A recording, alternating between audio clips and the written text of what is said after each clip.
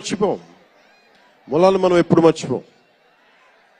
అలాగే మేమందరూ రామారావు గారిని మర్చిపోలేం.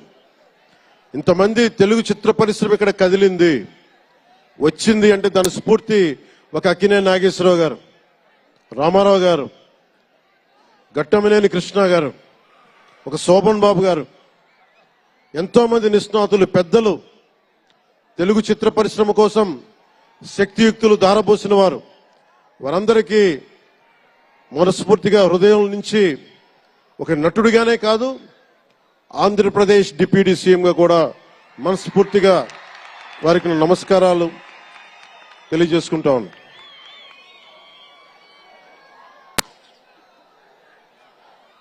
ఈ రోజున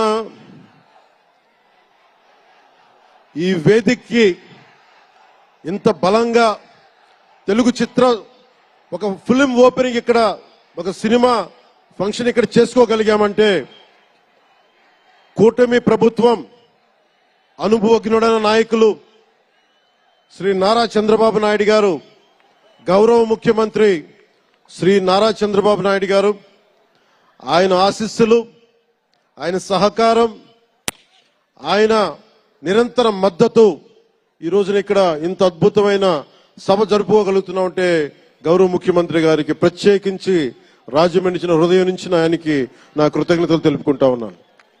అలాగే ఒక ఫంక్షన్ చేస్తున్నామంటే హోమ్ మినిస్టర్ అనిత గారికి కూడా నా హృదయపూర్వక ధన్యవాదాలు తెలియజేసుకుంటా ఉన్నాను.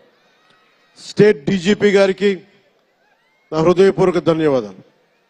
జిల్లా ఎస్పీ గారికి, జిల్లా అధికార యంత్రాంగానికి, జిల్లా కలెక్టర్ గారికి, ప్రతి ఒక్కరికి పేరు పేరున గత 2 రోజులుగా 4 రోజులుగా కష్టపడి మన పర్మిషన్స్ అన్ని ఇచ్చి ఈ సభని విజయవంతం చేసే నేపథ్యంలో కష్టపడిన ప్రతి ఒక్క అధికారులందరికీ కూడా ప్రత్యేకించి ధన్యవాదాలు.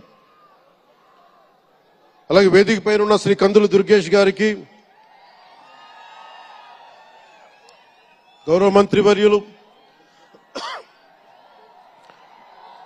పిడుగు హరిప్రసాద్ గారు, ఎమ్మెల్సీ, మమ్మల్ని ఇన్ని రకాలుగా ఆయన, మీకు తెలుసు కదా గోరట్ల బుచ్చి చౌదరి గారి గురించి, ఆయన్ని పట్టు విడవరు ఆయన, మనం వదలాల్సిందే పట్టు. అలాంటి గోరంట్ల బుచ్చయ్య చౌదరి గారికి మనస్ఫూర్తిగా నా హృదయపూర్వక నమస్కారాలు. అలాగే యువరక్తంతో